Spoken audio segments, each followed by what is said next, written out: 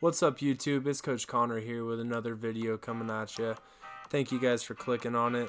When you guys are done, if you wouldn't mind giving a thumbs up, hitting subscribe if you haven't already. Notification bells right there for whenever I post videos. We're going to be going once, if not twice, every single day for the next little bit. Really excited for it. When you guys are done with that, we've got a merch store coming over here. Got some really cool stuff if you guys want to check it out. I go live on Twitch almost every single day. Twitch.tv/RBI_baseball_LLC. Instagram and Twitter where I post my schedule. RBI_baseball_LLC. Thank you guys so much for clicking on it. Stay tuned for some lessons with drills and commentary. I'm wearing a mic throughout the whole entire thing. We've got blast motion in the top right corner, Rapsodo in the bottom left. This entire lesson takes place at Hit Dingers Baseball Academy, located in Arvada, Colorado, 8270 West 80th Avenue. Thank you guys so much, and enjoy. So around her knees are kinetic bands. What we're working to do is try and build as much tension between our knees as possible. This front knee is going to be the one that kind of goes, and the rear knee is going to be the one that stays. Almost like some bungees, like exactly between the knees. And we're trying to grow that as much as possible. We're going to hold that until I release the ball and pitch it, and then it's just one big motion after that. And we're working to try and make it one big continuous motion instead of short bursts.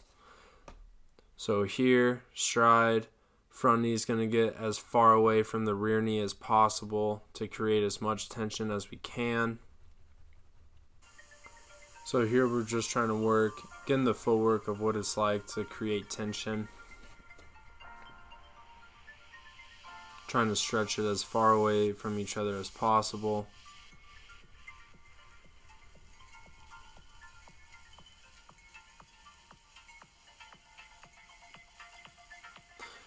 We're more so trying to get the front thigh to turn around like on a pole versus trying to get it to go towards the pitcher. This rear knee is trying to stay in the same spot behind, and the front knee is trying to rotate as far away as possible. That's how we're looking to create the tension, and then it's going to be one clean snap. And that's how we're going to bring our hips and our barrel through into the zone.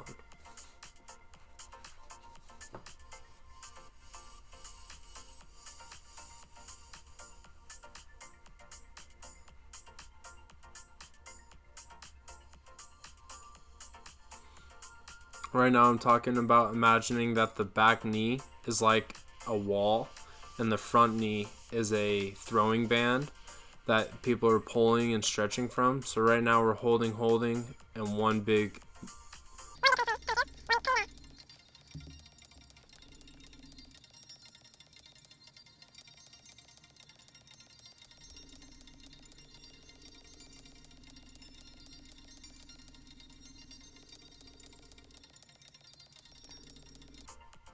The more we can get the hips back, creating tension in the hamstrings versus having our weight more so in our toes. When our weight's more so in our toes, we're going to have our hips and our body stand up to rotate. When we're more so in our heels and our hamstrings, we're able to create more tension and have our hips, when they snap and the backside comes through with the barrel, they're able to keep the space between us and the ball as if we're on our toes. If we're on our toes, we're more so using our quads, which are extenders, and we stand up throughout our swing versus staying back and staying into our power source.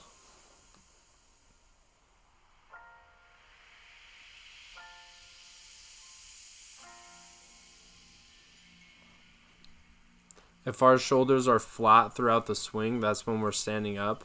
If our back shoulder is lower than our left shoulder or our front shoulder throughout the swing, then that means that we're keeping our hips back and we're rotating throughout, we're going to start to see the rotational acceleration start to rise just a little bit. We are doing a little bit different of a drill. It's just a little bit of a pause hold.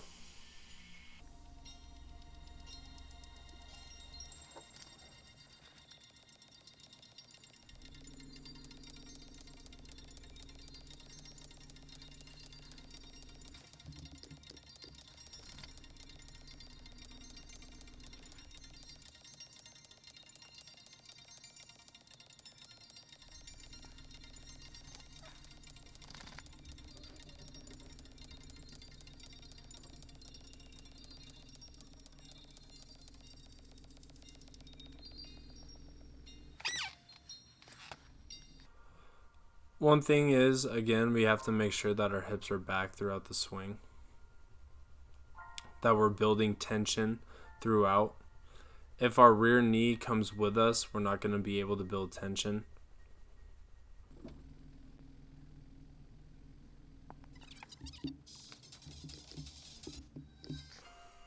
We're making sure that our hips, our shoulders are down, that we're not standing up throughout a rotation. And the only way to really do that is by making sure that our hips are back.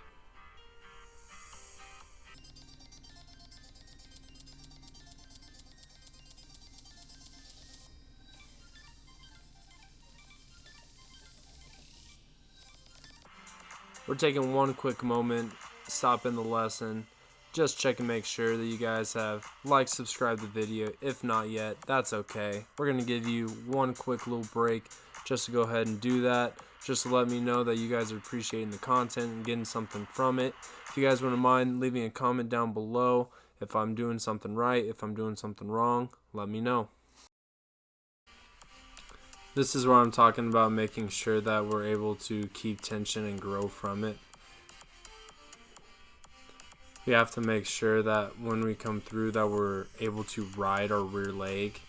And if we ride that rear leg just a little bit longer, if we're being early, we're going to be able to not stand up. If we use a trigger to stand up when we're early, if we're able to stay in that rear hip a little bit longer and keep that tension growing, we're going to be able to have one continuous swing and one big snap into the swing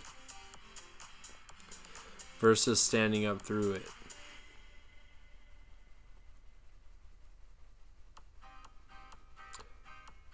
Most athletes are athletic enough to where the ball's not going to actually beat them.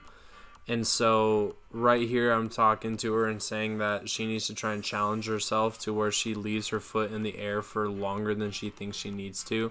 So even right here she's still early, where she just needs to leave her foot in the air for longer than she thinks she needs to.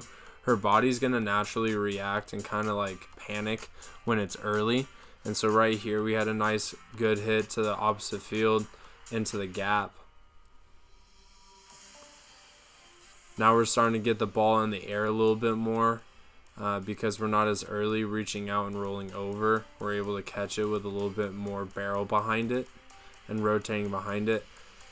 When the first time you're doing this, your rear knee is going to wobble. That's normal just because the body's not used to what it's doing. It's not used to trying and hold up this much weight or hold this type fast of an action. It's just like when you're lifting for the first time a heavier weight, if your body's not used to it, it's going to kind of shake a little bit. It's going to struggle.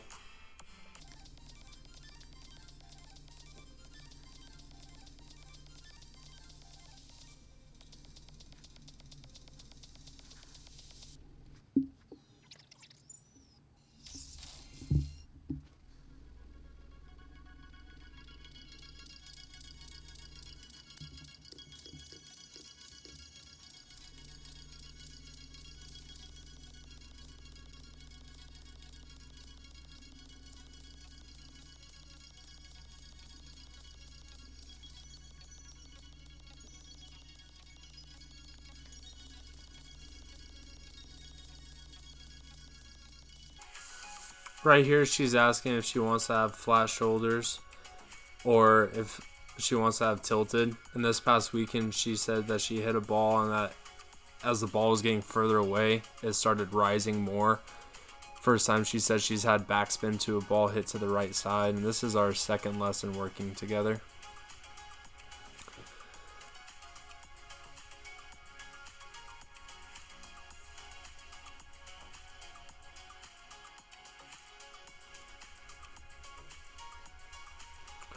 We're doing check swing. Well, not.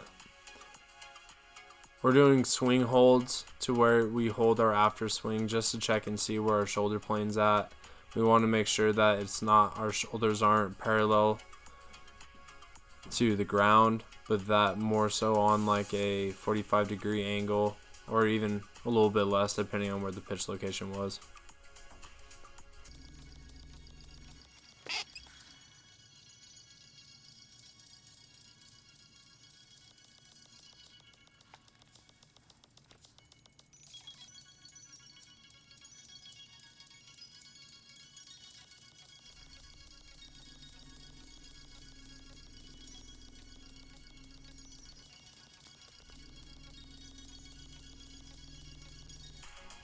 Right now we're going into a portion of the session called feel goods. This is towards the end of the lesson.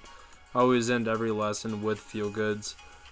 We're looking for 3 of them. I describe feel goods as, imagine if there's a runner on second, 1 out, late in the innings.